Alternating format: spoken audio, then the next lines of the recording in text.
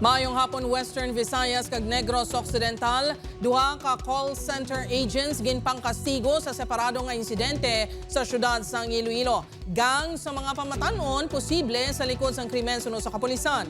Si John Sala nakatutok. Makita sa sininga CCTV video ang duha ka motorsiklo nga nagdulog sa igad sang dalan sa bahin sang barangay San Rafael, Mandurriao. Mation-tion, makitaan man sa video nga kasubong nga may ginakastigo ang mga sakay sang motorsiklo. Natumba pa sa dalan ang biktima. Ang biktima ginkilala kay alias Eco, isa ka call center agent. Natabong insidente pasado alas 4 kahapon sa kaagahon samtang mapauli na ini kuntani.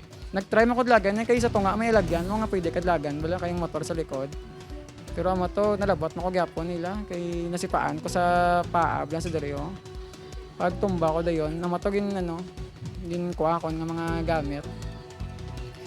Tapos kita ko mandaan nga may kutsilyo ang isa ka mo ka lalaki. Makaligad ang halos isa ka oras sa diversion road sa barangay Bulilao, Mandurriao, isa man ka call center agent ang ginkastigo. Sino kay alias June, nagabantay ni isang jeep matapos ang iya shift sang hinali ilang nga may nagdulog nga tricycle.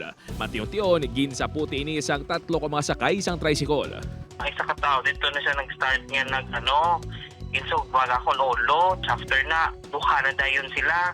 Tatlo na tayong gingolpi ko nila sumbal. Wala ko nakita tsura nila kay gano ko mo ga-protect ko pala sa ko sa face ko kay nakibutan ako damo na wala dugo ang baba ko.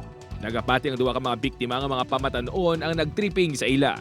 Mga kabataan daan nga nasa around 15 to 18 years old lang gid. May isa siguro sa ila legal age kay the way man sila nga magbayo na hindi balasang yang adult or adult nga magbayo daw pa nga nagit siya daw minor gid bala. Hindi malayo suno sa kapulisan nga mga gang sang kabataan ang sa likod sang insidente. Kag posible, isa lang ang mga ini ka grupo. May posibilidad nga ang nagtripping ini sa aton diri biktima is the same man dito sa gina-illegal or upod man dito sa nag-involve nga ni dito sa gin-report sang aton nga pumuluyo. Bangod sa duha ka insidente, nagbando na si ICPO Director Colonel Kim Ligada sang mas masangkad nga police deployment kag maid-id nga investigasyon. Tubtob subong, hindi pa matumod sang kapulisan ang identity sa mga responsable sa duha ka insidente. Upod kay Hans Desierto, John Sala, Buana, Western Visayas.